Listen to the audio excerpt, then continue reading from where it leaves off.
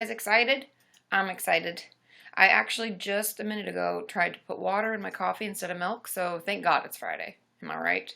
I'm right. Hey, Kelly and Maureen and Faye. Ooh, Faye Fu Panda? Faye Fu Panda? I think that's how you say that. I'm good. Hi, Nazanin. I always find that actually the mornings are easier for a lot of you because, you know, we're all over the world. We're worldwide. Morning, Jennifer. And April and Jenna and Sarah. Hey, everybody. And Layla. It's finally Friday. Oh, my goodness. I'm still trying to wake up. I'm not going to lie, but my brain is awake. And look at my hair. I'm sorry I didn't do it. I didn't do it. I never do it. FYI. I'm not very good at that stuff. Okay. So, how is everybody doing today? I'm trying to get my camera all straight because it makes me look... There we go. Now we're in the middle. Yay! Oh, you like my hair? Thanks. I'm really lazy about it. So there's that. It's just, I'm not good at it. I'm not good at it. Yay! Hey, everybody. And Brittany and Bethany and Sadie Girl and Connor, Carly. It's funny when, I don't know what it is, when I have friends, it says friends that are watching. Maybe it's because it's people that I talk to more, but it'll be like, oh, they're on, and it automatically says, you know, Carly's here. Look at, I've got a messy bit. There we go. Hey, everybody. Hey, Blake. Hey, Nora, giving 50 likes. Whoop, whoop, whoop, whoop. And Hannah and Arash. And I hope I'm saying your names right. And Gabby. Hey, hey, hey. Katie, Sarah, Rosie, Sam. I'm so glad you guys can all be on and come hang out for an hour and start our weekend off right. Am I right? Am I right? I know, and Sean is here too. And everybody's saying, hey, Sean. He helps out a lot, so I'm very lucky to have him. Oh, we're trending. Wow, we're so trendy. Right off the bat. We're trending already, you guys. Dang. I think it's the likes, and if you capture a moment. Is Wascally Wabbit on today? Because they always do the singing. Well, yeah, let's all group capture a moment. Let's all click the screen. Capture a moment. Okay. Anyway, so let's just jump into this. I'm trying to think of what has been going on. Oh, I'm filming. I just tweeted. If you don't follow me on Twitter, that's usually the best way to kind of know what's going on in the moment. I know Twitter, like, it's ephemeral, like, comes and goes. It's, like, barely stays at all. However, it's a great way to figure out what I'm up to and if I have any questions. And I asked you for any video ideas and things you want for the holidays because I'll be filming this weekend and next to get us through to January. I'm trying to be better organized, you guys. I'm group filming and I'm getting it together. So let me know some of your questions for that because that'll be really helpful. I want them to be as helpful as possible. That's always the goal with my videos, and so it's best if I hear from you. You tell me what you want because you're the ones that watch it and get, you know, find out what you want. So if you can tweet to me and respond to that tweet, I'm going to go through them after the live stream and start jotting things down and then start putting them together because I'd like, I don't know if you agree with this, but I'd like to have some videos come out way ahead of time, not just in December, like starting now, that are helpful for the holidays because I know a lot of you are gearing up for it because it can be really stressful and hard. So let me know what you think. Let me know if you agree. Let me know, you know, what would be helpful. Oh, thank you, Keely. You're so generous. Thank you so much. And all of your guys' tips help so much. So thank you to all of you who are some of my favorite fans. Oh, and I can see your picture, Keely. You popped up above the chat, and it shows a beautiful picture and red hair. I love it. So cool. You guys, it's so cool. I'm learning. Oh, and someone's asking about my opinion on the election. I don't talk politics, but I will have a video out on Monday about, you know, ways to manage it and thoughts on it. So make sure you're subscribed. I'll talk about it then, okay? But not now. Not now. Okay. Yeah, and Thanksgiving is just around the corner. And so somebody just said that. And it's I don't know. Jane? Is that how you say it? Jane? Oh, yeah, Keely, of course. So, yeah, that will be... Oh, thank you, Bree, for the likes. So many likes. Yay, yay. I wonder, do those add up into the thumbs at the bottom? Is that how we get so many of those? I don't know. I don't know, guys. I'm going to have to watch. Keep an eye on it. It shows all the likes. Do you guys see it says 503? I wonder how, is that just, do you have to hit it? Or do the likes that you give me go into that too? Because Mandy just gave 10. I'm seeing Mandy. Now Nora's giving 50. I think that's how it works. That's so cool. Whoop, whoop, whoop, whoop. They give you a certain amount of free ones. That's like... Yeah. Oh, they give you free one. Oh, awesome. Okay. It's something, I know this is bad, but I don't get into YouNow that much other than to do this. And so I need to play around in it more. And I've watched some of my other friends who are on it periodically, watch them, but I still don't really understand the platform. But we're new. We'll get better. We'll get better at it. Right? Am I right? Okay. So someone says, well, Maureen is asking, and just so you guys know, I'll do the same thing where I go over to Patreon periodically. Okay, sorry, I got a text from my friend I'm meeting for lunch. I'll go over to Patreon every 15 minutes or so and answer some questions over there, and I already have one queued up because I went through them before. And if you're wondering what Patreon is, it's a way to support the channel, and it helps, honestly, Patreon and you guys in general on YouTube, on here, help me be able to do what it is I'm doing and what I love to do. I'm really lucky, you guys, that I get to do this. I have a really cool job. So thank you all for making it possible. I love it. I love it so much. So thank you. Okay. Maureen had asked do you have to go to the ER for health issues from an eating disorder? Where is the line between healthy and dangerous?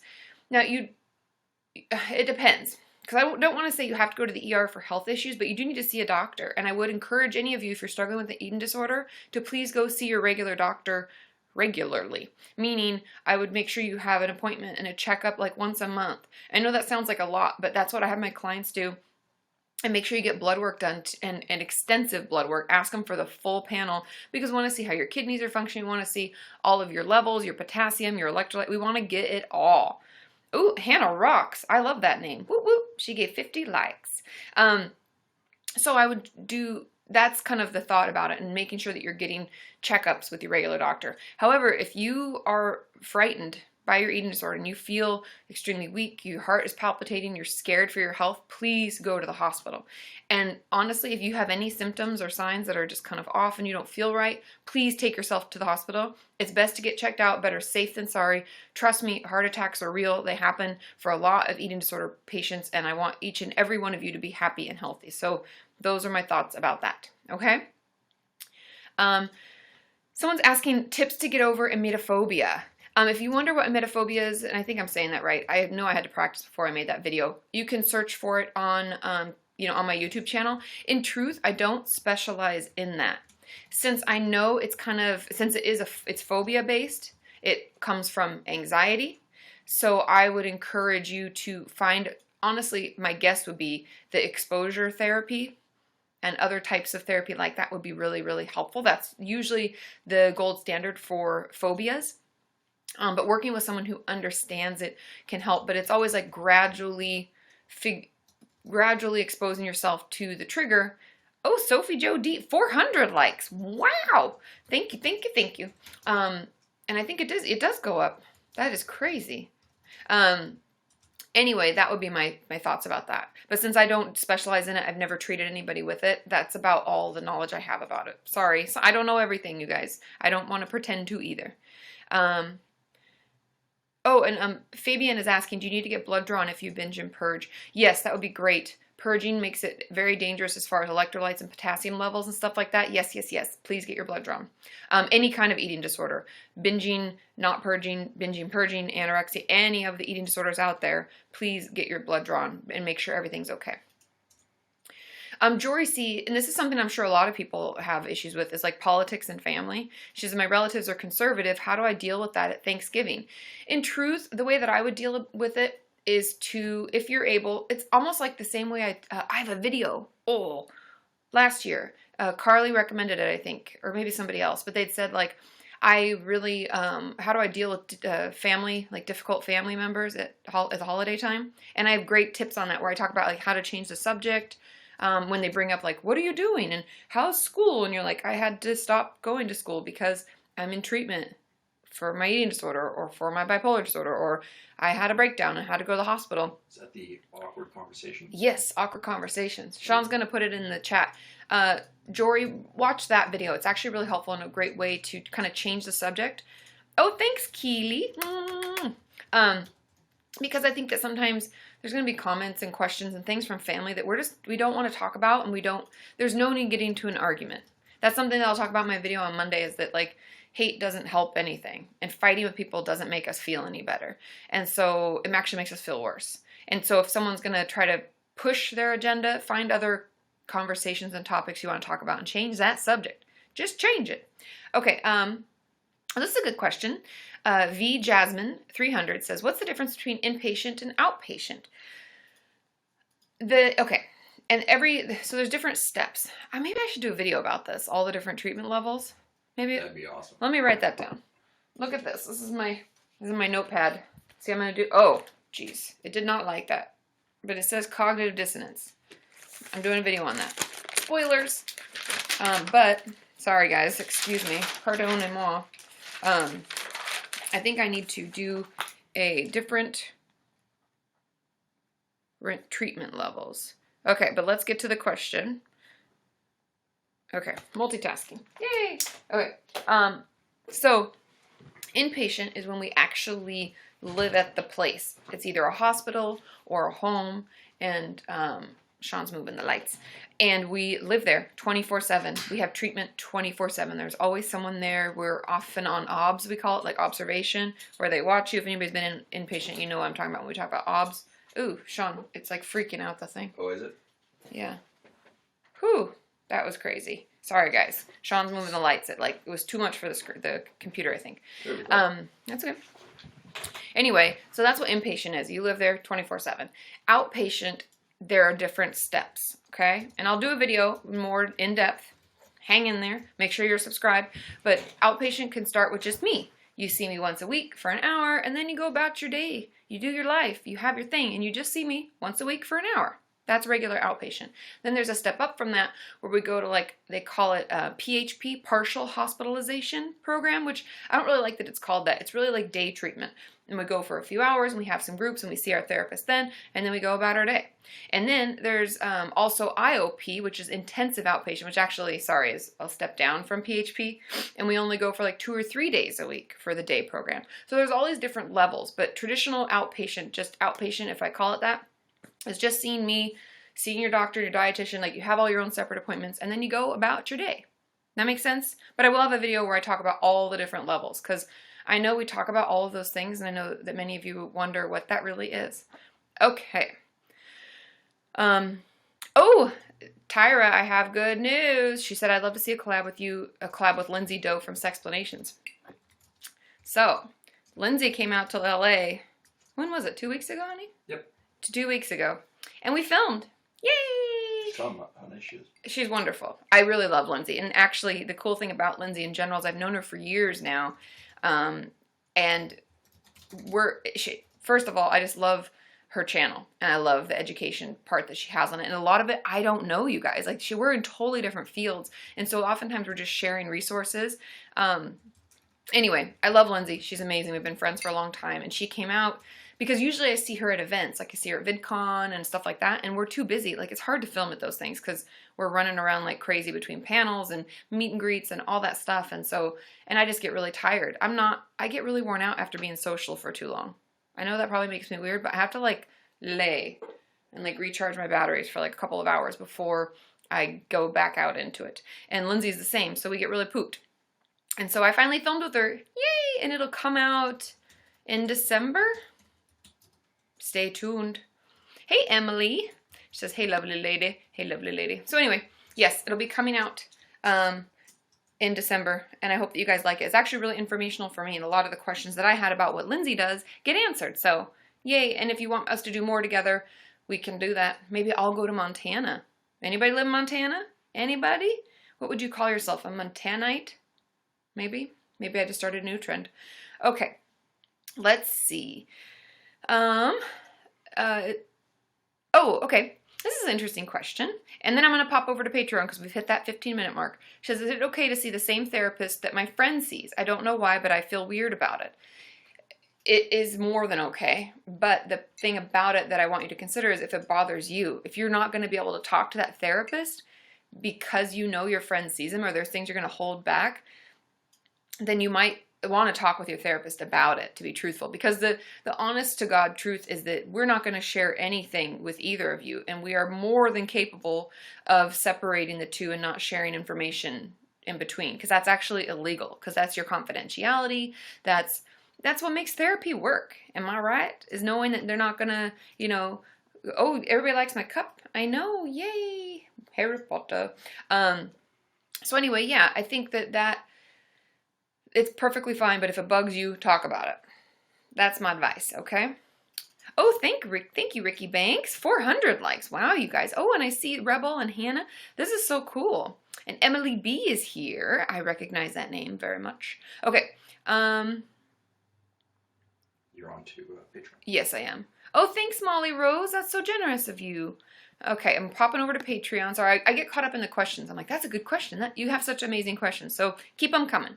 Now, I'm over on Patreon, and if any of you are my Patreon patrons, you can ask it below the live stream Friday at 11 a.m. PST post. But this question is from Amy, and she says, hey, Katie, I'm a third-year psych undergrad student and would really want to get into an honors program and then proceed to a master's in clinical psych, just like me. Our second option is master's of social work. Okay, so I guess you have to pick a couple of options in her program. However, I have suffered mental breakdowns throughout my school, college, and university years because of test/performance anxiety, and I will often find lots of difficulty remembering concepts and do well enough in exams due to my anxiety and maladaptive perfectionism. Well, that's interesting. Never heard of that one.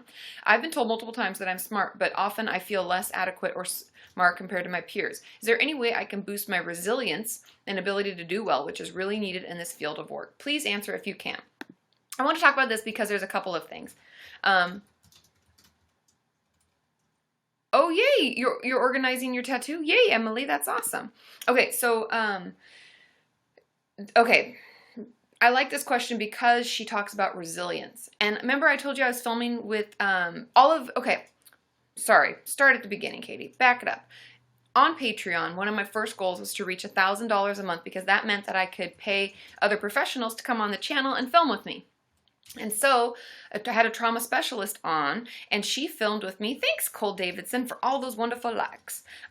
So she came on and filmed, and she talks a lot about resilience. And I wanted to answer this question on Patreon because she's like, how can I build my resilience? And if we're ever feeling extremely overwhelmed with anxiety, with depression, with performance anxiety, with any kind of nerves and just overwhelm, we feel ourselves dissociating a lot or freezing a lot where we just shut out. Oh, thank you, Molly Rose. That's so nice of you.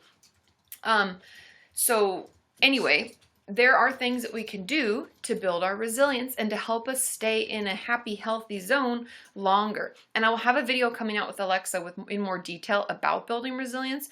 But what building resilience looks like is actually kind of some of the things we already talk about, which is practicing. Ooh, Sophie Joe. Oh, that's such a cute name, Sophie Joe. Thanks for all the wonderful likes. Something we can do to build our resilience is to work on coping skills and distractions and all of that, those grounding techniques and everything. So I'll have a video coming out about grounding techniques, but I also talk a lot about it with Alexa, the trauma specialist. And it's going to be really helpful and it's really awesome. So a lot of the things you can do to help yourself stay present is like the clay and the putty in the hands. If we're feeling really anxious, maybe we have a breathing exercise where they honestly find that breathing out for longer periods of time is more helpful. And all of these things you'll hear in my video with Alexa. So stay tuned, Amy, for more details. But all of the coping skills that you're working on and things that help you manage your anxiety are actually building your resilience. It's like we're working this muscle out. We're like, yes. And the more we do it, the stronger we get. And the easier staying in our unanxious or healthy zone, the resilient zone, the easier it is to do that and to stay in it. Okay, does that make sense? I hope that helps. But I will have a video out with more detail about what resilience really is, defining it, because Alexa specializes in that kind of stuff, and so she'll be talking about it. But all of the distraction and coping tools that we have are what really actually helps build that resiliency. Okie dokie. Woo, woo, woo. Oh, Hannah rocks. I actually do have a video on EMDR. And it's, Aaron Carlton. Oh, that's a cool way to spell Aaron. Thank you so much. I do have a video about EMDR. You can search it and I talk about what it is and how it works and, yeah, just the whole rigmarole of it. What a funny word, rigmarole. Don't know why I said that one. Thanks, Keely. Keely, you're so sweet and generous. Thank you so much. Okay, one more question at Patreon and then I'll be back and I'm going to guess somebody. So if you're waiting, get ready. Get ready, you could be up next. Okay, now this is one from Jennifer McKay, and I don't know that much, but I'm actually just saying this so that we can kind of talk about it. She says, I've been accepted on a STEPS course. STEPS is spelled S-T-E-P-P-S. It's a 20-week group treatment for people with BPD. Do you know much about this, and how does it compare to DBT? I don't have access to DBT. Now, I don't do steps, and it's not something that I know in and out like I do DBT. However, the good news is that I've had many clients and even other therapists that I've worked with work inside that program, and they find it extremely helpful. And I don't know all of the specifics about it, but I am extremely hopeful for you. I think it was Jennifer, is that right? Yeah, I'm hopeful for you, Jennifer, because I think it really helps people. And as long as we submit into the treatment program, we work it, we do the homework, you know, we just apply ourselves, I think you'll get out of it what you're hoping. And it can be really helpful. And I know that there is some overlap with DBT, and that's kind of what my friends and I have conversed about. It definitely has a big portion of mindfulness to it, or at least that's been my understanding. But I'm going to look into it a little bit more and see what I can learn about it. But it has been really beneficial, so I would stick with it. I would definitely try the program out, and let me know. Message me on Patreon later and let me know what it was like, so that I can put that into my, you know, my Rolodex. So if other people ask, I can remember. Maybe I can have more information about it, because I'm always looking for other treatments, other things that could help you or help me in my practice and my clients. Yeah, but it's been really great, and I've heard really great things about it. So I'm excited. I'm glad that you're in it. Okay, let's see. Okay, Emily B says, does depression ever really go away? The truth of it is, with proper treatment, yes. The problem is that a lot of us stay sick for a really long time. And our brains are adaptive in that if we're used to feeling like shit, it almost automatically goes to feeling like shit. And if we don't feel like shit, then it like feels odd. And some of you have even told me, like, when I don't feel depressed, I'm like, what the hell's wrong? It feels weird. I don't like it, but I don't hate it, maybe. And so with proper treatment, depression can actually go away, but we have to actually get the treatment that we need. And we have to not give up, right? Because I know for a lot of people, it's like, oh, I tried like 3 medications and that took like 6 months and I don't feel any better. Don't give up hope. There are tons of options. There are tons of treatments available, and oftentimes just seeing the right therapist, getting on the right medication can help us feel a lot better. And you can do it without medication too. I'm just giving out some options on how to work through the depression. There are a lot of behavioral techniques we can do. I have my seasonal affective disorder, which is like having depression kind of only in winter or summer times, like it's seasonal. Light boxes can help with that. There are all sorts of things that we can do. You guys, we're trending. We're still trending. We're so trendy. Ooh. Okay, now I'm going to guess somebody.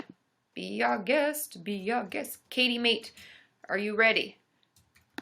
We're going to guest you. And I do it by who's waited the longest, you guys, just FYI.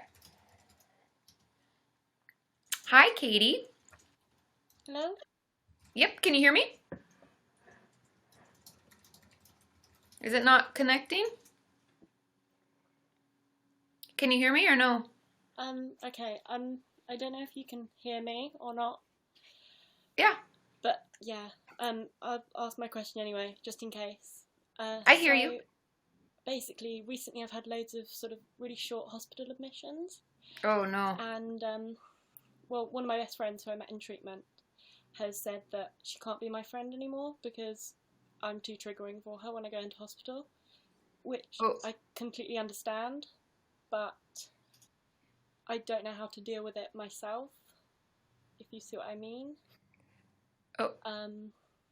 Yeah. So I was just wondering if you had any tips on how I could help sort of deal with that. Do you say the beginning portion again? I heard get like professionals to listen to you. I don't know, because I'm not explaining myself very well. No, you know, it cut out at the beginning. Hospital admissions, you see lots of different people, so yeah. I was just wondering if you had any advice on how to sort of get people to listen to you when you have to see lots of different people and kind of repeat yourself a lot. And the same thing with kind of my friend and what to do about that. Yeah. Okay. I don't know. I'm going to hold on, Kate. I can't, it cut out a little bit. Could you type in your question? Oh, it went away. Oh, yeah, I don't think she could hear me. Katie, if you want to put it into the chat, I'll answer it. I heard that something was triggering and you weren't sure how to manage it, but other than that, it was kind of like coming in and out. And it was crazy because I could see you just fine and hear you at the beginning, and then it was like, it was like speaking another language. So yeah, if you want to put it into the chat, I'll look for it. So Katie, if you hear me, put it in and I'll read it. And then if you guys see it and it scrolls quickly, let me know and I'll answer your question. Some Teresa says she met her friend in the hospital. Her friend is triggered by her hospital admission. Said her friend can't deal with her anymore because she gets triggered by her. Okay, thank you guys. You're so wonderful. Okay, Katie. This is a tricky answer. And the truth of it is, and you guys aren't going to like this. When I used to work inpatient, we did not encourage friendships to be built. Of course they do, because we're spending time with people and we're actually an inpatient. It's hard and we're overwhelmed. And of course we're going to make friends. Everybody makes friends. But we never encourage that because relapse and recovery come and go and people move at different paces. And some people can have a really stressful thing happen due to their family and it can send them back down. It can be really triggering to the other friend because we know eating disorders are crazily competitive. Why? Nobody knows, but it's just a fact, okay? So they're so competitive that they can ruin relationships and make it really difficult for us to keep in contact. And in all truth, for the time being, Katie, I would just distance yourself from this friend. I wouldn't do it in a hurtful fight kind of way. I would just have an honest conversation and say, I've really been struggling and I know that this relationship can be kind of triggering for you. You've said that to me. And so I'm going to distance myself because I love you and I'm hoping that we can be friends later. But right now I'm going to focus on myself and I focus on my treatment. And then, use your treatment team for extra support. And if you have other friends that aren't triggered and aren't in the eating disorder realm at all, lean on them a little bit because it's not going to bother them in the way it's going to bother her. And I think it's kind of like respecting each and every one's, not necessarily like approach, but like meeting us where we're at, like respecting everyone's, ooh, whoa, bless you. Respecting everyone's process because it's a process, not perfection, right? And so respecting where she's at, respecting where you're at, and knowing that right now it just might not be a good time to keep communicating. Okay? I know it's hard, but in truth, that's kind of what we need sometimes. We can't surround ourselves with other people that are struggling too because sometimes it brings us down, and sometimes we're holding other people back because we're having a hard time. So that's what I would say. Okay? I hope that helped. Did that scare you? Scared Michelle. His sneezes are frightening. Not gonna lie, Sean has one of the loudest sneezes. And I'll be in the other room and I'm like, and he'll be like, oh, sorry, excuse me. I'm like, bless you, I guess. I'm traumatized. No, I'm just joking. But it's like incredibly loud and frightening. Okay. Okie dokie. Yeah, of course, Katie. You're welcome. I hope that was helpful. I know it's hard, but stick with it. Okay. Let's try to guess somebody else. Let's see. Brianna, are you ready? Hey, we're number 52 in top broadcasters. Ooh, number 52, you guys. 52. We got Brianna. She's in the U.S. Remember, if you're on Wi-Fi and on a laptop or it's easier and often. Yay. Hi, Brianna. Hi. How's it going? I'm kind of like nervous to talk in here, but I'm That's good. okay. I think a lot of people are. Don't worry. It's okay. It's all love here. So, oh God. So I've kind of been like, it's kind of hard to like describe, but like, for the past like couple months, I've been like hearing, like I've been hearing kind of like voices, but like only when I'm down, and I don't know if that's due to like my bipolar disorder. Mm-hmm. But like I haven't really like told my family or anything.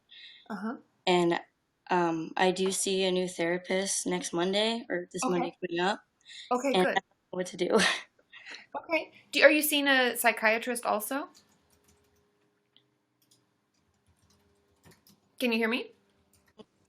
I don't see a psychiatrist because I don't think my mom is like really up for that, like taking pills and stuff. But you have bipolar disorder? I think, I don't know. I don't really, I've had 3 different therapists and they say manic depression, and is that the same thing? Yes. It's the same as bipolar disorder. Some people call it manic depression. It just kind of depends on, honestly, what they prefer. So, and a lot of people in the comments are saying they hear voices too. They can be scary. Fabian's talking about it. Yes. Okay. So there's a couple parts to it. We can have psychosis, which is when we hear voices that aren't our own. We don't have any reason for them. They're not actually being spoken from anybody. We just hear them. That we call that, part of psychosis. And we can have psychosis with intense depression. We can have it with bipolar disorder. It can be associated with many different mental illnesses, frankly, because the way that I've always understood it is that if it gets really bad, like usually with bipolar, it's when we're either severely depressed or we're severely manic, then the voices come out. And the good news is that they do go away with treatment. So they won't stay. So don't think you're stuck with them forever or anything. But if you do, in fact, have bipolar disorder with psychosis, if it's coming up and you find yourself hearing things and you're like, where is this? And it can be scary. And it can also make us wonder what the hell is going on and think, am I going crazy? And the truth is you're not. It's okay. But getting on medication makes it go away pretty quickly. And I know maybe your mom's not all for it, but hopefully if you... if I don't know how to tell you this other than say don't do it, but I know it's hard, but don't be afraid to say this to the therapist, just straight up. We hear stuff like this all the time. She's not going to think something's weird. There's no judgment. It's just, these are my symptoms. This is what I'm experiencing, and that helps her help you best. Is she required to tell, my parents as soon as I tell them, or as soon as I tell her? No. No? How old are you, by the way? I'm 16. Yeah, she's not required to tell them your symptoms, but I would ask her when you see her, what are the things that you will tell my parents? Because the only things we're actually required to tell them is, we used to call it, my law and ethics teacher said it, sex, drugs, and rock and roll. That's what she called it. And it was like things that are dangerous to you or someone else. But this is just part of your symptomology. But the thing that I would encourage you to do is to utilize your therapist to tell your mom what's going on. Because my bet is if she hears it from someone who can tell her in a nice way, answer her questions about it, more so than maybe you'd even be able to do, then she'll be more on board for the treatment. Because in truth, there are people who, swear that they've not been on medication and it's gotten better. I haven't seen that myself. That doesn't mean it's not possible, but in order, especially at 16, we want to get this under control quickly so that it does go away and it's not something you have to deal with repeatedly. Thank you. Yeah, of course. I'm glad you're able to get on. Perfect connection. Keep me posted, okay? Let me know how that appointment goes. Okay, thank you. Bye, Brianna. Bye. Bye. Yeah, it's a really good topic to discuss. I'm assuming that you're talking, about this. And it can be hard, okay, Christina, I saw your question. I'm going to answer this. So I'm going to answer a few more questions and I'll pop back over to Patreon in just a minute and answer a couple more of those. But I think hearing voices, people often wonder, what the fuck is going on with me? Why? I'm crazy. Oh my God. And the truth of it is that a lot of us are going to hear voices depending on what we're struggling with. And I think that talking about it sooner rather than later gives us the best outcome and can give us the best treatment. And then we have more options versus waiting until we're floridly psychotic. We can't hear anything that's quote unquote normal and, we're isolated. It's best to nip it in the bud quickly. So I hope that was helpful, you guys.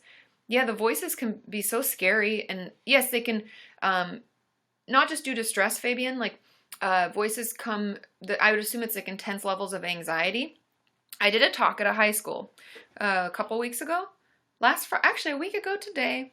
Ding! I spoke at a Christian high school, so I had to watch myself because I'm not very Christian friendly. I don't think that's the word. No, you swear. I just swear a lot. You're Christian friendly, you just swear. Oops. Whoopsie poopsie. But I spoke at this high school, and I was like, keep it together, Katie. Don't curse. Don't say anything embarrassing. And I did. I held it together, I think.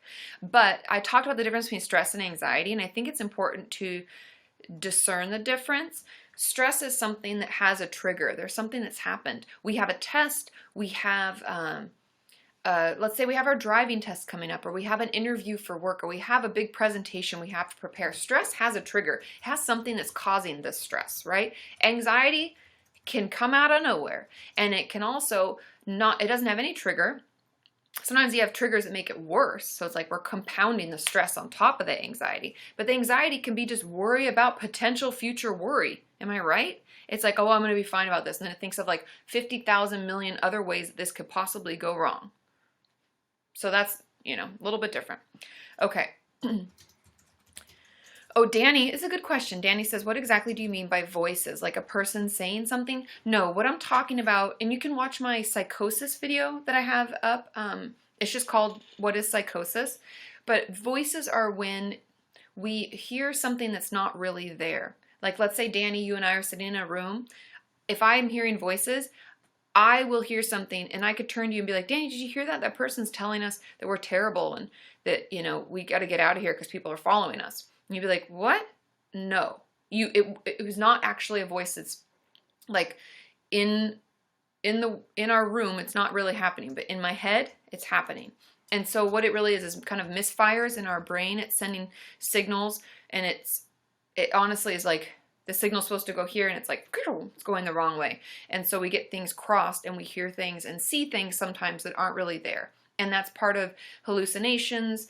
And then delusions are another part of psychosis, which it has nothing to do with the voices. Those are just like firmly held beliefs. Like when we hear about schizophrenic people, if we go down to like extremely sick people who are hearing a lot of voices all the time, they'll also have delusions where they believe that like the FBI is following them, and they really believe it like to the core of their being.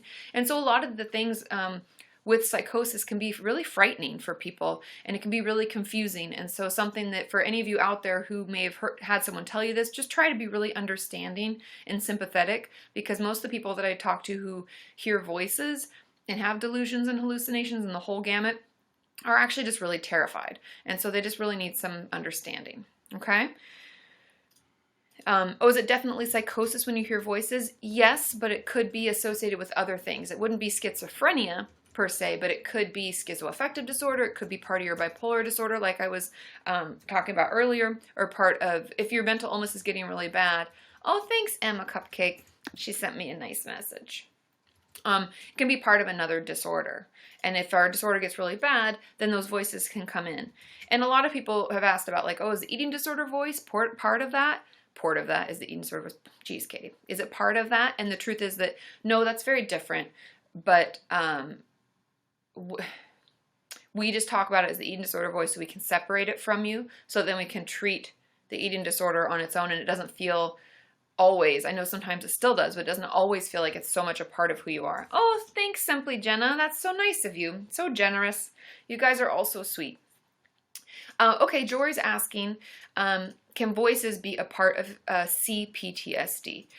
The truth of it is that it's actually not under that diagnosis. It'd be added on to something else. PTSD does have, and man, I want to double check. We're gonna have to take it down a level here. I got to open up. Well, from my recollection, Jory, if I find out more information that's different, I'll let you know, because sometimes I get things, you know, I'm not perfect. Oh, thank you, Sam Green. That's so sweet. PTSD doesn't have voices attached to it. However, the anxiety or the depression that kind of come along with it may. Okay? If I find out something different, I'll let you know, Jory, but that's my understanding of it. Okay, let me go over to Patreon and answer a few more questions. Okay, Anne is asking, she says, my name is Anne, I'm 27 years old, and I have AVPD. I'm assuming that's avoidant personality disorder. Because of that, I don't have a lot of friends, and I've never been on a date or ever even liked anyone. I think this was self-defense for a big part. Why like anyone when no one will ever like you? I've heard that from a lot of people too. You only get disappointed. I've been working hard in therapy to get a little more confident and stuff, but it has led me to going on a date. Yay! They asked me out again, but I don't know what to do. I think they're nice, but the date itself has caused a lot of stress and anxiety. And if I'm honest, I don't think it's worth it. How do I know if I like them? This is actually a great question, and I know a lot of you struggle. Oh, thanks, Carly. Yay, she's spreading the word. She's spreading the word. Look at all the likes, you guys. We got almost 10,000 likes. 10,000. And we got 236 people watching right now. There's like hey. 50 in YouTube too. It's crazy. Guys, we're trending. We're trending like crazy. Mental health is important. Mental health is so important. As always, I have my shorts on and I like to curl my knee up. You guys know this. Oh, thanks, Simply Jenna. I love your guys' sweet mail. So, okay, Layla asked that question again in just a minute, okay? I'm going to answer the question for Patreon and I'll come back because I think that's a good question. So, I think a lot of us struggle to be in relationships. And I think we struggle to date. And in all honesty, dating is always anxiety provoking for people. Oh, thanks, Keely. She's so sweet. As far as the question goes, when she's saying you have AVPD, and so it is hard to connect with people, and it's also hard to know when you really like someone, because part of our brain is always just kind of like not attached emotionally to things, and so it can be really hard. And we like kind of prefer to be alone. And I know that that can feel sometimes really isolating. So it's almost like we prefer to be alone, but sometimes we're lonely, and it's like this weird fight in our head. And I know that that can be uncomfortable. And it's good that you're working in therapy to be more confident. And I guess the main question is, how do I know if I like them? And the truth about it is that we know if we like someone if we want to get to know them better. We want to know more about them. We like hanging out. I know that for some people it's like, oh, we're Twitter-pated, we're so excited, we can't even handle it, I have to be with them all the time. But not all of us experience that type of feeling. And many of us, it's confusing and overwhelming, and we're not quite sure what to do or how to say it or any of that. And so I would just honestly, back to the basis of any relationship, I think they're nice, which is what this person said in the comment. I think they're nice. I like seeing them, and I would like to get to know them better. That's it. If those things are all yes, and we're on board with it, give it a try. Go on the second date. I think you should really go on the second date. This person sounds nice. I think it's good, Anne. I know it's going to be scary, but I think it will be really, really good. Okay? Okay, now I had somebody ask their question again. I'm going to see if I can find it, but it's hard to find them sometimes. Layla. Okay, Layla asked, how do you deal with ending therapy? When doing so feels like losing the only adult that cares about you. Now, ending therapy can be really hard. I actually have a video about it, the 4 steps that you should take when ending therapy, because I think it's important to take time to respect and share and talk about all the things you've worked through. But knowing that there are more people out there, if anything, this one person that you thought was the only adult that's ever cared for you, I think is an amazing sign to remind you that there are other people out there who can care about you too. And this isn't just a weird anomaly, that they're actually out there and you can find them. And it's not odd, and you're wonderful, and people want to work with you. I think that is the important reminder with this. And then with ending therapy, I would check out my video about it, because I have all the steps, because there's a lot of things that we need to go through and do, and make sure that your therapist, if you're ending it because you're just out of sessions, and it's like you're in the UK and I know they only give you a certain number, then just, you know, finding other ways to get like your needs met, other resources, asking them for groups or other things. Ooh, look at us, we're number 45, and top broadcasters. We're so popular. And so I would look into getting other resources. But if you're ending because you're moving on to another therapist or something, or they can't see you anymore because you need a higher level of care or whatever it is, make sure they give you 3 referrals. We're legally mandated to give you 3 referrals. We can't just drop clients, because that's really hurtful, not to mention stressful and just terrible in general. We have to give them referrals. Oh, thanks Ashley N for all of your thumbs ups. We have 11,000 thumbs up. You guys, this is so cool. We're so popular right now. Guess. Okay, one more question, then I'll guess some of you, and then I'm going to go over to Patreon, and then we're going to wrap it up, because we only got like 15 minutes left. This is so crazy. Okay, let's see. Okay, good, Layla. I'm glad. I know it's hard and it's stressful, but we'll get through it. It's okay. Okay, how do we... why does it... Okay, I've got to get better at controlling the scroll, you guys, because it just flies by. Okay, Emily D says, how should you react if someone discloses sexual abuse or assault to you? In truth, encourage them and support them and tell them that they should report it. So much sexual assault goes unreported, and rape and all of that stuff. People don't report because there's a lot of shame and feeling like it's our fault. No is no. If you didn't consent to it, it's not your fault. And I know that people can say that over and over and over again, but many people feel like, you know, it still maybe is, and while I was drinking doesn't equal consent. Oh, thanks, Zoe girl. That's so generous of you. And so I think that, yeah, encouraging them to report it, because those bastards need to get what's theirs, because people shouldn't treat people like that. So yeah, I would encourage them to report it, and then I would just be there to support them as best you can. Listen, don't judge, just honestly, often we just need someone to talk to us and to hear us out. right? So yeah. Oh, Zoe girl, you're so sweet. I'm not sure what Nazanin, what if the other person was an older kid? I'm not sure what that's. Denise, to answer your question, I wouldn't confront a sexual abuser unless it's safe, because that's the worry, is I don't want any of you to get in unsafe situations. And I also, when we confront someone, we can never have any control over the outcome. And so if you're okay with knowing that they may deny it, they may pretend it never happened, there may be a lot of things that happen. If you're okay with whatever the outcome is and you still want to, go for it. But the way to confront them is to report them and to push through, with filing any kind of thing against them. Like, that's really the way in my mind to confront them, is to report them to make sure it doesn't happen to anybody else. Oh, danger, Will Robinson, danger. I love that. I say that all the time, Darda. That's really cool. Okay. What if the abuser was an older kid? It doesn't matter. Report them. It doesn't matter if it's a child. It doesn't matter if you're the same age. Abuse is abuse. Assault is assault. Rape is rape. And we have to report them, and it doesn't matter. There's no like age discrepancy that makes it okay. They could be younger than you and it's still not okay. So definitely report them, okay? And I know maybe different countries may have different rules and regulations as far as how long we have to report and stuff like that. I'm not a lawyer, so I don't have that information like on the top of my head, but I know that it doesn't matter age. It doesn't matter any of that. Just report them, okay?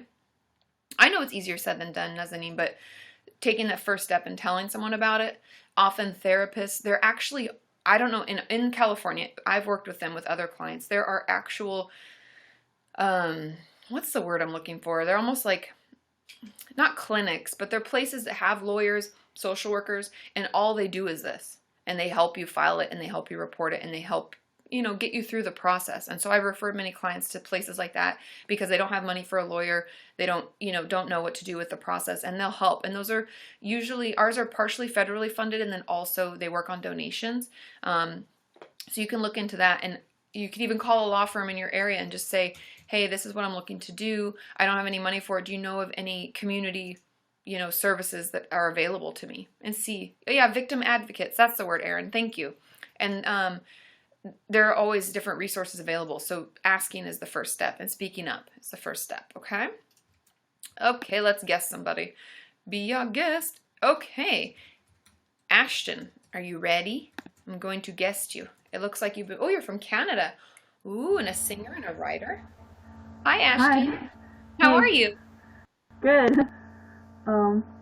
My question is like about PTSD, because I'm in school and it's like taking kind of over my life, so I kind of want to know how to like kind of calm it down in a way, if I can, in a way, because it's kind of really making it hard and all that. But Yeah, so yeah. so your PTSD symptoms are kind of out of control? Are you having Mhm. flashbacks and stuff? Yeah. Are you seeing anybody by chance? There is like a psychiatrist at my school that I'm seeing, but Okay. yeah. Well, I don't know when you see them next, but I would ask them if there are PTSD groups in your area, because Mhm. when I made that Veterans Day video that came out yesterday, I found out that they're all over. And I Yeah. know you're in Canada, and I know every place is a little different, but Mhm. ask about groups, and also ask if there's like a counselor you can see. Because we Okay. talk about PTSD and flashbacks, I know this is going to sound like, ugh, I don't want to do that, but if, like, let's say you were to come into me and tell me exactly what you said, we would work to talk through the most common flashback, and as weird as it sounds, us talking through it, as icky and painful and hard as it is, a Yeah. couple hours after session, you'll feel better, and it won't come back for longer. Okay. And so those are the things I would do. And I know that because they have mental health resources at your school, chances are they probably have a group, and they definitely have counselors. And so Yeah. usually they're free or extremely cheap. So hopefully that can make it work for you, okay? Yeah. Okay. Okay. Keep me posted. Yeah.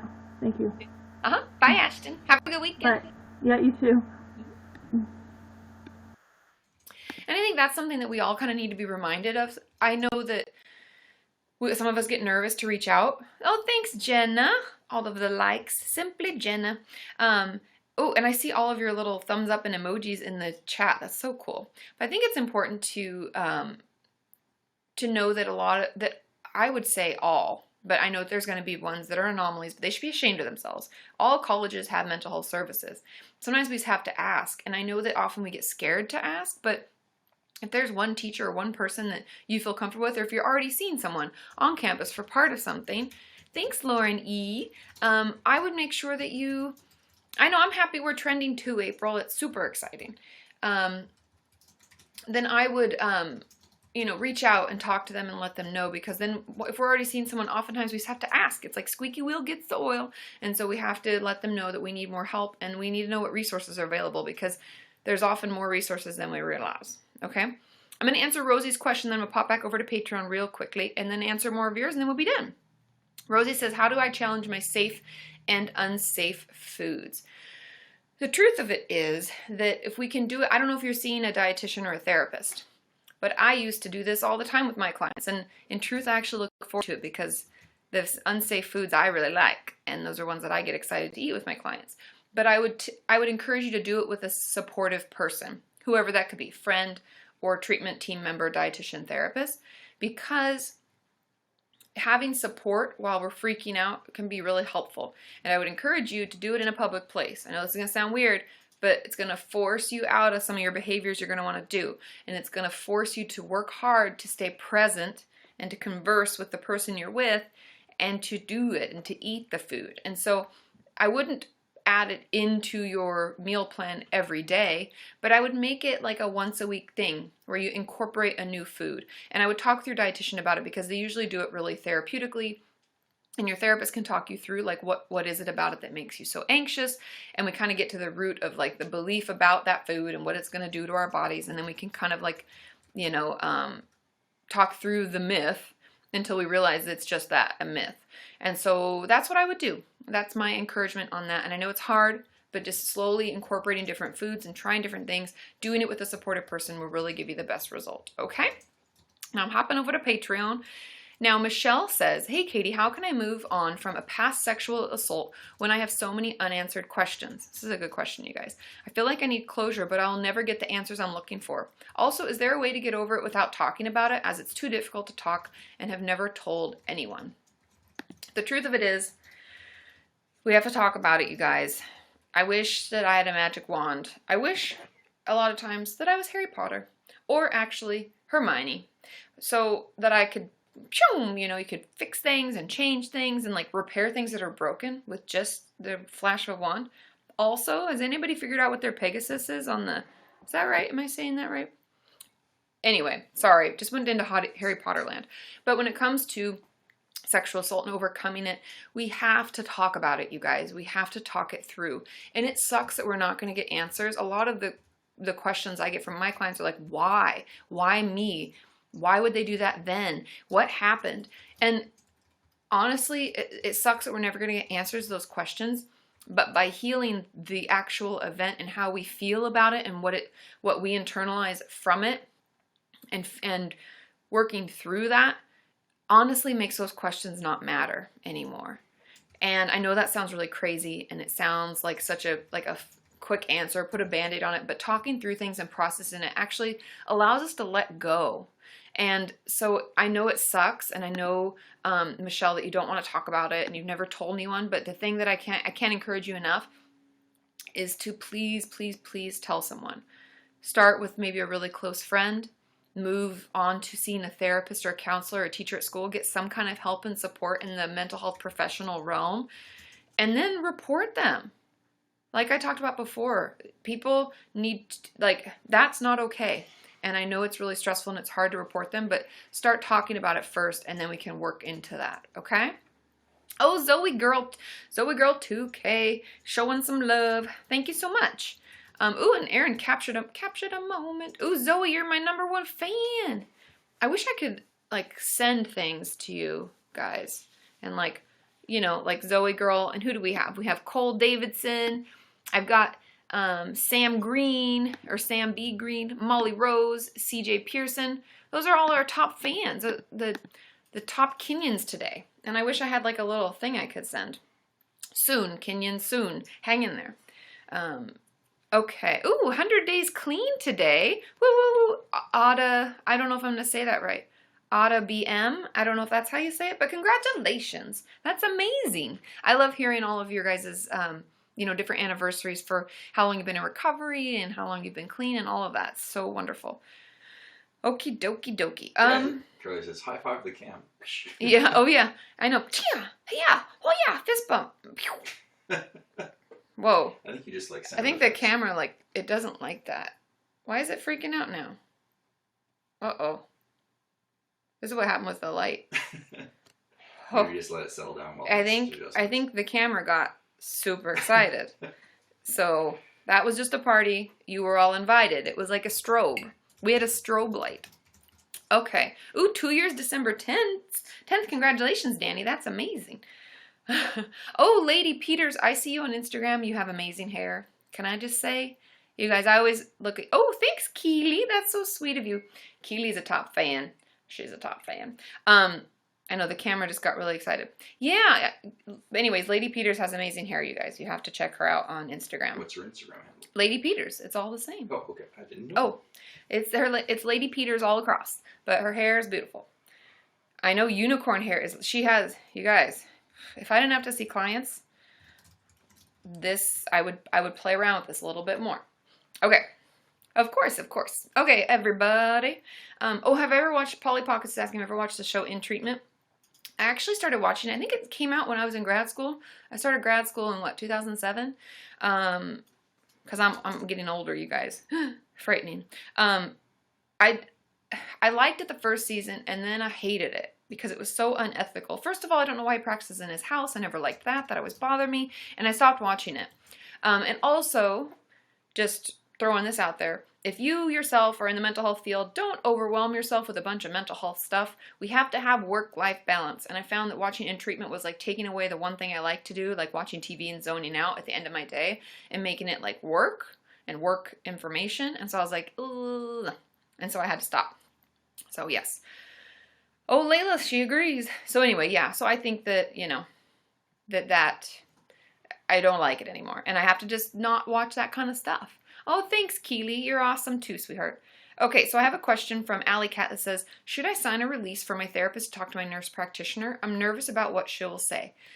I like people to sign the releases because it's best as a treatment team when we can work together and we can share information. And that information isn't bad and shouldn't be scary because you already know what's happening. And we need everybody to be on the same page and everybody to know what's happening. And so I would just encourage you to sign the release because they'll talk, and honestly, in the end, it actually gets you the best result and gets you the best treatment. So that would be my encouragement. I know it can be really scary, but that would be what I would say. Oh, what's a release? Good question, Fabian. Sorry. In the States, because I don't want to speak for other countries, but I'd assume there's something similar. When you see me, you hold your own confidentiality, meaning that you get to say who, when, and where any of your information can be spoken about. I will not say anything unless you sign a release telling me I can say something and to whom I can say it to. And we can even be specific in releases where you have to check off medical information or therapeutic information. You can tell us what... Oh, Jenna, you're so sweet. Simply Jenna. So wonderful. Thank you. Yeah, so you can tell them what information they can share, and then you have to sign it. And so once you're over 18, you as the client, and even under 18, I always have my clients sign it as well as their parents because I think it's important for you to know who we're talking to. But like if I had to talk to your doctor, you have to sign the release telling me it's okay to release that information to them and talk to them. That's what that is, okay? Same in Canada. Thanks, Sam. So it's the same in Canada, and I'd assume it is across the globe, but everything's different. So I only know the United States, and more specifically California is my, where I practice, and so that's what I know best. Oh, Emma Cupcake. I'm so glad you guys could all be on. This is awesome. Okay, I'm going to answer another question on Patreon, then I'm going to come over and guest another one of you, so get ready. Okay, this is a good question. Jana says, hey Katie, how can I stop ruminating when I have to concentrate on work without medication? Do you have any tips to stay focused? And I think did we talk about this yesterday? I feel like somebody asked a very similar question, but something to do when we have to stay focused at work. And did you say taking medication? Without medication. Okay, here's my tip. And this actually is crazy, but it works. Ooh, I have a new, somebody, TJ Drums is on. It says it has 1 red crown. That's so exciting. I like that it lets me know. I don't know, but they're here. Hello. Hello, TJ Drums.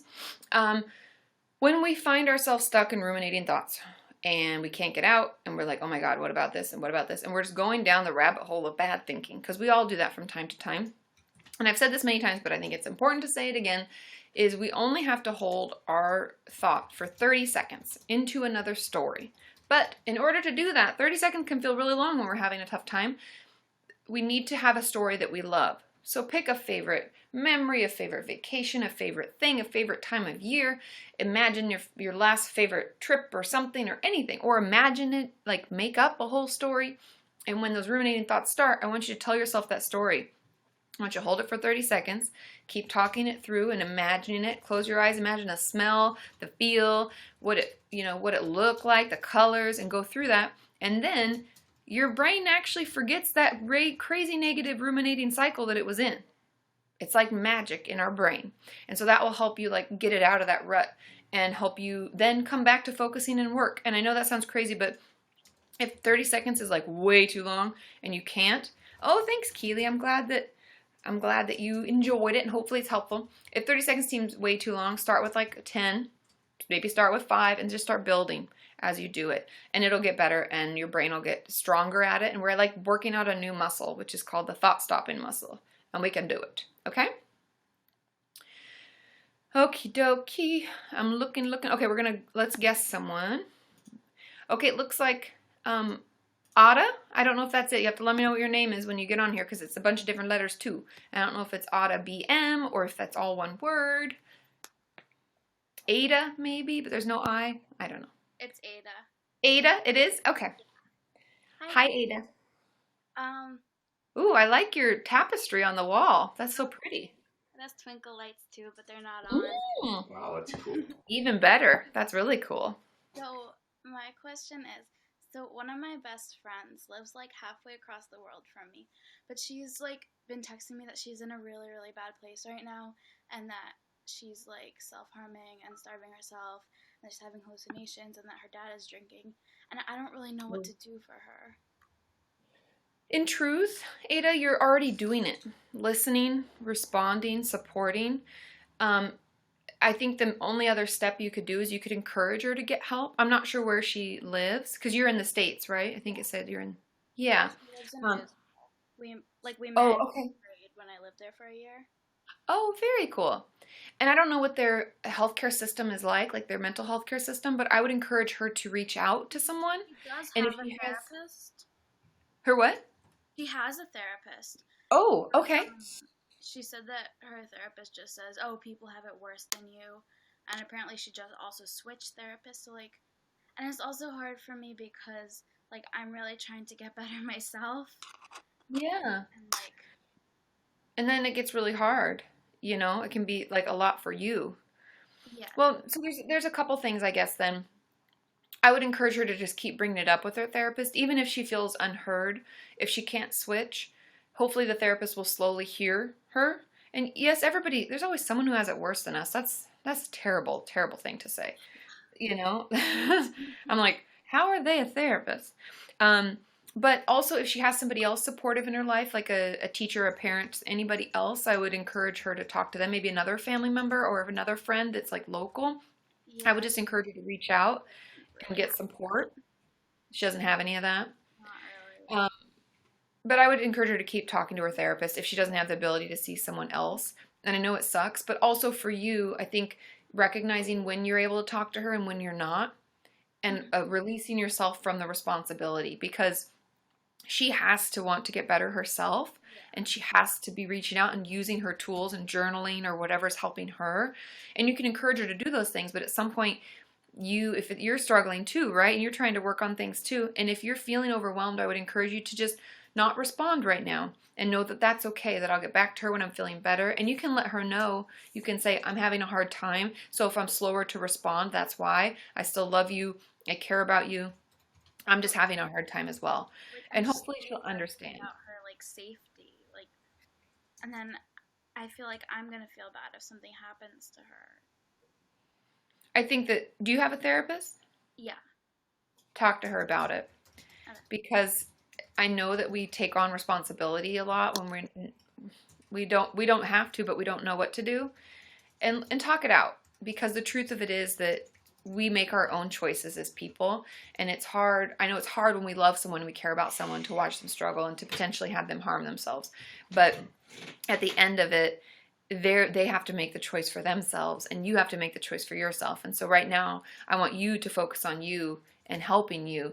And if you have any extra energy, you can support her and be her friend that's there for her. But she has to do the same for herself. And I know it's hard, but talk with your therapist about it. Because if it's bothering you that much, I would make sure you get a little support, and so someone can remind you of that. Because it's hard, but you're not responsible for her in the same way she's not responsible for you. If you were having a hard time, you're not blaming her, No. right? Yeah, she's not blaming you. Okay? Thank you so much. Of course, it's good to see you. Have a good weekend, Ada. You too. Okay, bye. And that is hard. I hear from a lot of you that have friends that are struggling, and it's hard, but we have to know that we're only responsible for ourselves, and we'll do the best that we can. And I know that it's really hard to let that go, but that's why we have, that's why we have therapists. That's why they have therapists, and that's why they have other supportive people in their life. And if they don't, then that's something they need to try to work on and try to reach out and speak up, because we know in the psych world that connectivity with other people actually is what helps us most. So anyway, okie dokie. Let me see. Okay, this is a good question. Maggie asks, should I discuss old symptoms, in parentheses as intrusive thoughts, with my therapist, even if they haven't? Oh, thanks, Lauren, for all the applause. Applause, applause, applause. Okay, sorry. Maggie says, should I discuss old symptoms, intrusive thoughts, with my therapist, even if they haven't affected me for a couple of years? You could definitely bring them up. I don't think it's pertinent because it's not affecting you now, but it's something to know. And I would just say it the way you said it to me, because in truth, as a therapist, I would write that information down so that we could be aware if they come back up, that could give us information about what's triggering them and maybe what helped you before. If they just went away and you didn't change anything, then I would be a little suspicious and wonder if they would come back. I would definitely bring it up, but I would just bring it up the same way you brought it up with me. I don't think it's something that necessarily needs to be talked through right now, but it's just good information, like when we're gathering all of our history and information, okay? I know, Emma, she's like, I love how you get distracted. I'm like, squirrel, there's so much going on. It's true. There's a lot going on, you guys. There's so much going on. Okay, going over to Patreon for one more question. Okay, this is a good question actually too, and this is from Jana as well. She had like a two-parter, and I think this is a good one to talk about. She said, how can I tell what's best for me? Good question. Concerning things you do in your free time, like joining choir, sports, or stuff like that.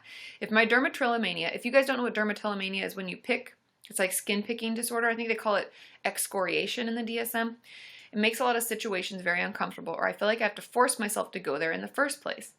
How can I differentiate between me just genuinely not liking things versus my dermatillomania, it's a mouthful, making it hard for me to like it, but under other circumstances, I would really enjoy it? I think this is a good question because I say that a lot, and I do say some things frequently, and I know that it can be hard for you guys when I'm like, well, do what's best for you, or sign a release, or anything. You're like, what does that mean? Or give me more information, Katie. I don't quite get it. And I think when it comes to figuring out what's best for you, when we're trying to expand what we do and expand our time and free time and fun things and trying to challenge ourselves, we have to really try. We just have to try them. And if you hate the whole thing, beginning to end, you dread going, you hate it when you come back, you look back at it and you're like, I didn't like doing that at all, then we nix that one. If you like it, we're all going to dread it when we first are going to go, right? Sometimes even me, I'm like, I don't really want to go out. I just want to stay at home and just be lazy, right? Sometimes it just seems like so much effort. Oh, thanks, Heidi. I love you too. All of those things, right? So we'll all have those thoughts. However, if we enjoy it once we're there, and like, let's say we went to like a painting class or something, we come back and we're like, I painted this. This is amazing. Look at this, and blah, blah, and we actually really liked it and we thought it was cool, then we go back again. And I know we're going to have like the anxiety build up before as well, and it's going to happen, and we may not want to do it at first, but we have to give things a chance and we have to try. And so that would be my advice. I think this was Gianna's question. That would be my advice, Gianna, is that just give it a try. And I would go, and if you hate it beginning to end, that one's not for you, but I would keep trying them, because we're going to have trouble and it's going to be hard and we're not going to want to go out because it's different and it feels uncomfortable. And often isolation happens because it's comfortable just to be with ourselves. I know me. Yes, you do. We have such a good time together. We totally do, right? It's so easy. However, we really need to expand and do other things, see other people, socialize, okay? And then hopefully you have more things you're doing, Jana. Okay? Okie dokie. Okay, everybody. That is it. I'll answer one more question, just, for shits and giggles. And then I got to go. And then it's fine. And we're not going to put this on. Do you need a question? No. Or if there's one. Is there one? Okay, Sean's picking the last question. Nazanin, she said, how do you tell your therapist? Because she's like, I think I may have dermatillomania. But how do I tell my therapist? And I was going to say, you're a fan of like dropping a note. If you really had the anxiety of telling someone, what do you call it? The drop? Like at the end of your session? Oh, they call those doorknob confessions. Oh, yeah. But, talk about them. Okay, so Sean's question, Sean picked the last question. It's from Nazanin. And it's like, I think I have dermatillomania. How do I tell my therapist? A lot of us have anxiety around telling our therapist things that are difficult. And I know that we often don't talk about it because we're worried about how to say it. We think we're going to say it wrong. We have all these swirling thoughts and everything. You can email therapists often. They're going to probably tell you, no, that I'm not going to respond between sessions unless it's an emergency. But that's fine. Sometimes we can just write it down and put it out there first so that they can bring it up. Also, you can leave letters for them. You can write it in paper and say, I'd like to talk about this next time. And I was telling Sean, we call those doorknob confessions, which actually isn't really done in the letter form. It's more like right before we leave, we're like, oh, by the way, I was abused for 10 years. And then they're like, bye-bye, because they don't want to talk about it, but they want you to know. And that's okay. We can leave the letters. We can leave a little drop thing and leave, because then we don't have to talk about it right at that time, but it's there, and we know that the therapist will bring it up next time. And people do that all the time. And I think that that's completely healthy and fine as well. And if you want just verbiage on how to better tell a therapist that you think you have dermatillomania, we'll make it very specific, Nazanin, to your issue. We can say, I find myself like really picking my skin, my fingernails, it could be my face, and you can just show them an example if you're okay showing them, if that doesn't feel too vulnerable. And you can say, what is this? Why do I feel so compulsed? Like I have like these compulsions to do it, and I'm obsessed with doing it because, and then I have my video about dermatillomania if you want more information on it, because I was going to get into that right now. Ooh, we're number 36, you guys. Whoop, whoop, whoop, whoop, whoop. So yeah, that would be, my advice to you, Nazanin. And I know it's really anxiety provoking, but that's a good place to start. And everybody, it sounds like a lot of people are going to hop on over to KatiMorton.com and stay in the chat. So if you really like chatting with one another, you can do that and hang out.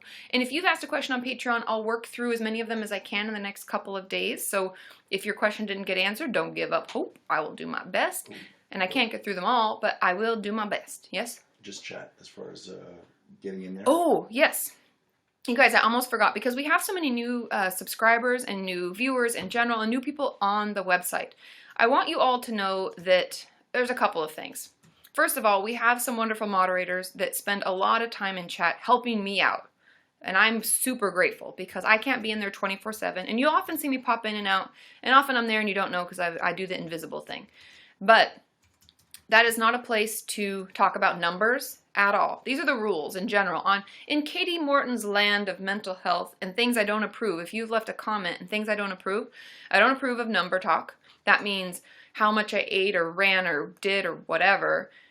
It can be triggering for people. So no calories, no numbers, period. No weight numbers. I don't approve any of that shit. And I used to be able to edit it out, but I can't do that anymore. Okay? No numbers. Won't get approved, or you'll get booted from chat, because that's like a rule that I've put in place. And I'm sorry if that's hurtful, but we have to keep it safe. Okay? We have to keep it lovely and safe and happy for everybody. Second thing, the chat is not a place to get help for suicide. If you're having trouble and you're having a down day, it's a great place to get support. If you are suicidal and are going to harm yourself or want to harm someone else, please call 911 or whatever it is in your country. I have a whole page on my website dedicated to resources for those of you who live in other countries so that you can get help. Those are the main 2 rules. Also, as always, anywhere online, hopefully, these are rules you abide by. No bullying, no being mean to people. I think that is a wonderful place. I pay for it every month gladly to keep it there for all of you. It's free for you to use 24/7, and I love that it's a wonderful place to support. But if you're bullying each other and being mean, then I'm going to have to boot you as well. And I know it sounds really bad for me to just say boot, but sometimes there's no time for sugarcoating. And I've had to message many people and let you know that I booted you and why, but I'm telling you all why you may have gotten booted now. And so sometimes I don't have time to write a message, and so I'll just have to remove you. And if you come back to me, I've had many people come back and say, hey, I went into treatment, I'm so sorry, I was lashing out at the end. I get that. People can change, and that's fine. This isn't like a punishment. We just have to keep the chat safe. And I know that there are many moderators in there who are doing their best to keep it safe, and Carly has been wonderful and so helpful for me in letting me know what's going on in chat and if I'm in there. And so be nice to Carly because she's doing her best and she's really doing me a solid. I owe Carly a lot. She helps out a lot. So be nice to her too. Don't be mean to anybody. And yeah, let's keep it happy and safe and wonderful. Kind of like in here. You guys are all great. And I know Jennifer's saying it's helped so much. And I've pushed many people over there when they're having a hard time. And I love to be able to do that. And I love for you to have that resource. So let's just keep it clean, keep it happy, keep it nice. Oh, bye, Emma. Bye from London. Bye. So yeah, keep it nice. And if you see someone doing something, just remind them of the rules.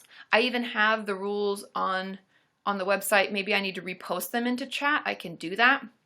Let me know. Let me know on Twitter if someone is acting out. Do it in the nicest way. Just say, hey, hop into chat. Shit has gone down. But for the most part, you know, you guys can police it yourself. You're adults. We can handle this, right? But just as a reminder, because we've had a lot of new people, and so I try to do this periodically. Have a wonderful weekend, everybody. I love you. Bye. Oh, and it's finally Friday. I'm going to hit the road I run and let the good times roll, roll, roll.